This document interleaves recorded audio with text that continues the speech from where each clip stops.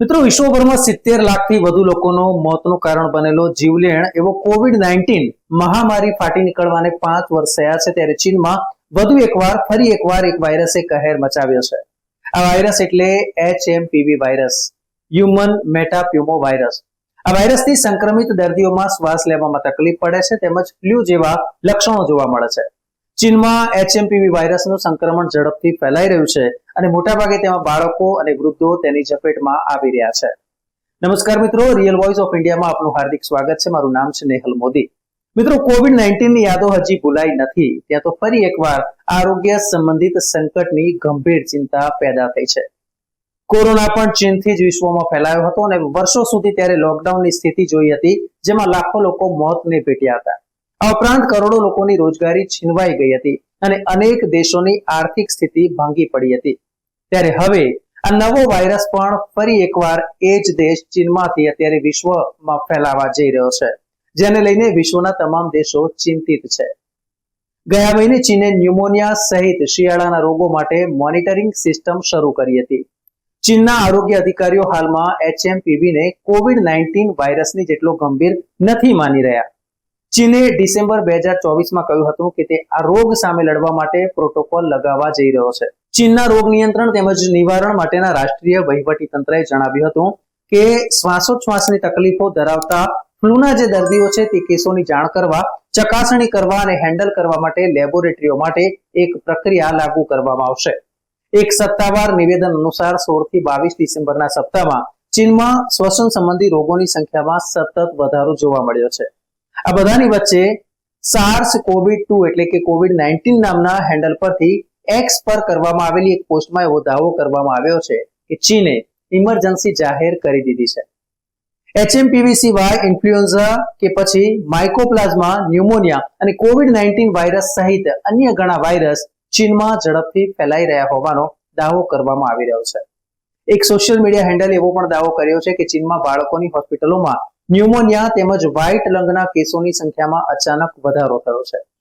ચીનના જ national centre for disease કંટ્રોલે જણાવ્યું છે કે દેશમાં શ્વસન તેમજ મોસમી ઇન્ફ્લુએન્ઝાના કેસોની બારીકાઈથી દેખરેખ રાખવામાં આવી રહી છે અને તેઓ આંતરરાષ્ટ્રીય એજન્સીઓના સંપર્કમાં છે.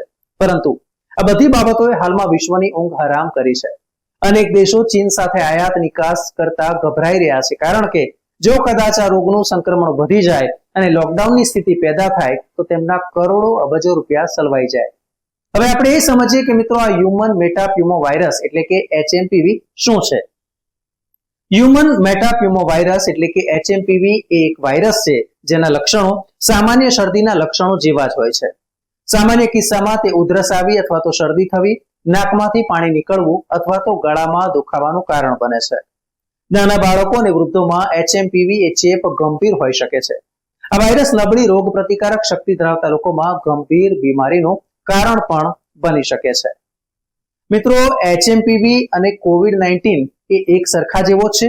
આ પણ એક પ્રશ્ન થાય, તો તે પણ આપણે સમજીએ. મિત્રો, HMPV ફ્લૂ જેવા લક્ષણોનું કારણ બને છે. આ વાયરસ સામાન્ય રીતે ઉપલા શ્વસન માર્ગને અસર કરે છે, પરંતુ કેટલીક વાર નીચલા શ્વસન માર્ગના સંક્રમણનું કારણ બની શકે છે. શિયાળામાં કે પછી વસંત ઋતુના પ્રારંભમાં HMPV ચેપ વધુ સામાન્ય છે, જ્યારે HMPV તેમજ SARS-CoV-2 એટલે કે કોવિડ-19 માટે જવાબદાર વાયરસ એ અલગ અલગ વાયરસ સાથે સંબંધિત છે. તેમાં આશ્ચર્યજનક કેટલીક સમાનતા પણ છે. બંને વાયરસ મુખ્યત્વે માનવ શ્વસન તંત્રને ટાર્ગેટ કરે છે, જે હળવાથી લઈને ગંભીર ચેપનું કારણ બને છે. HMPV કોવિડ-19 ની જેમ શ્વાસની ડ્રોપલેટ્સ એટલે કે બોલતી વખતે અથવા તો ઉધરસ ખાતી વખતે મોંમાંથી નીકળતા ટીપાના સંપર્ક દ્વારા ફેલાય છે. બંને વાયરસના ચેપના લક્ષણો સમાન છે, જેમ કે તાવ, ઉધરસ, ગળામાં દુખાવો, શ્વાસ લેવામાં તકલીફ.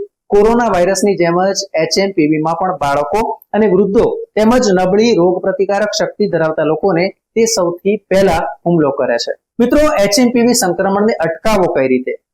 તો મિત્રો, HMPV ના સંક્રમણથી બચવા માટે કોવિડ વખતે માસ્ક પહેરવા સહિતના જે નિયમો આપણે પાળતા હતા તે જ ફરી એકવાર શરૂ કરવા પડશે. ઓછામાં ઓછા 20 સેકન્ડ સુધી સાબુ અને પાણીથી વારંવાર હાથ ધોવાની ડોક્ટરો દ્વારા સલાહ આપવામાં આવી રહી છે. હાથ ધોયા વગર આંખો, નાક કે પછી મોંના ભાગને અડવાનું ટાળો. શરદી, શ્વાસ લેવામાં તકલીફ, તાવ જેવા લક્ષણો ધરાવતા લોકોના નજીકના સંપર્કમાં આવવાનું ટાળો. જે લોકોને શરદી જેવા લક્ષણો હોય તેમણે માસ્ક ચોક્કસથી પહેરવું જોઈએ. છીંક કે પછી ખાંસી આવે ત્યારે તમારા મોં અને નાકને ઢાંકો અને હાથ ધોવા અથવા તો સેનિટાઈઝરનો ઉપયોગ કરો. National centre for disease control એટલે કે NCDCએ ભારતમાં હ્યુમન મેટાપ્યુમોવાયરસના કોઈ કેસની પુષ્ટિ નથી કરી. ડોક્ટરો અનુસાર આ રોગથી ગભરાવાની જરૂર નથી અને આપણી પાસે રૂટીન શરદી કે તાવ માટેની દવાઓ પૂરતી માત્રામાં ઉપલબ્ધ છે. ભારતમાં શ્વસન સંબંધી રોગોના કેસમાં કોઈ ખાસ વધારો નથી નોંધાયો. હોસ્પિટલોમાં પૂરતી સંખ્યામાં પથારી તેમજ અન્ય જરૂરી સાધનો અને દવાઓની વ્યવસ્થા પણ કરવામાં આવી છે. જોકે સતર્કતા ખૂબ જ મહત્વપૂર્ણ મનાઈ રહી છે. નિષ્ણાતો સહમત છે કે ભારતમાં HMPV થી હાલમાં કોઈ તાત્કાલિક જોખમ નથી. મિત્રો, આવા જ માહિતીસભર વિડીયો જોવા મારી YouTube ચેનલ રિવોયને આપ સબસ્ક્રાઇબ કરો. નમસ્કાર.